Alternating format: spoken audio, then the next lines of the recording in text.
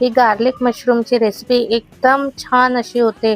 लहान मुलं, मोठी माणसं कोणीही खाऊ शकतात. त्याच्यात काही जास्त मसाले नाहीत, काही नाही, पण चवीला एकदम भारी आणि रसरशीत होते.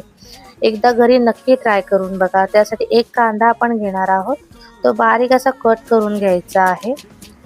गार्लिक बोललं तर लसूणही येतेच. त्यासाठी आपल्याला लसूण पण बारीक कट करून घ्यायची आहे. लसणीला अशा बारीक पद्धतीत आपल्याला कट करायची आहे.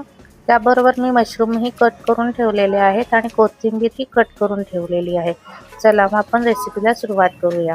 त्यासाठी गॅस चालू करायचा आहे. कढई ठेवल्यावर त्यामध्ये बटर टाकायचा आहे आणि जरासा तेल टाकायचं आहे.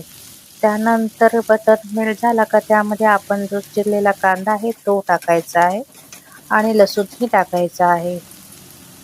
त्यानंतर आपण मशरूम कट केलेले आहेत ते टाकायचे आहेत त्यामध्ये. आता त्यामध्ये आपल्याला अर्धा चमचा ऑरिगॅनो टाकायचा आहे. अर्धा चमचा चिली फ्लेक्स टाकायचा आहे.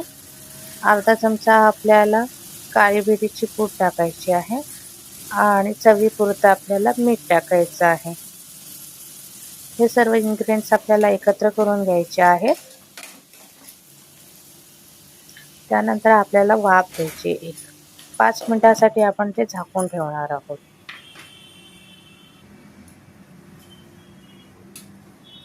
आता आपले 5 मिनिटं झालेले आहे. एकदा परत आपण फ्राय करून घेऊया ते. आणि त्यामध्ये आपल्याला पाव चमचा आपल्याला सोया सॉस टाकायचा आहे.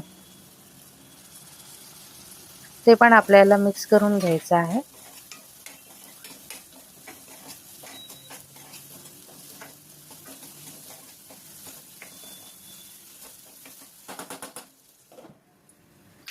आता 2 मिनिटासाठी आपल्याला वाफ द्यायची आहे.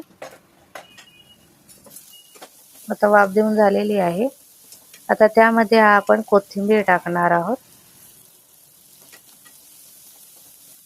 ती पण आपल्याला चांगलं एकत्र करून घ्यायची आहे.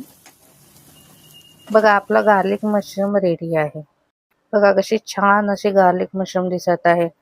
एकदम चवीला छान आणि रसरशीत अशी लागते. एकदा घरी नक्की ट्राय करून बघा.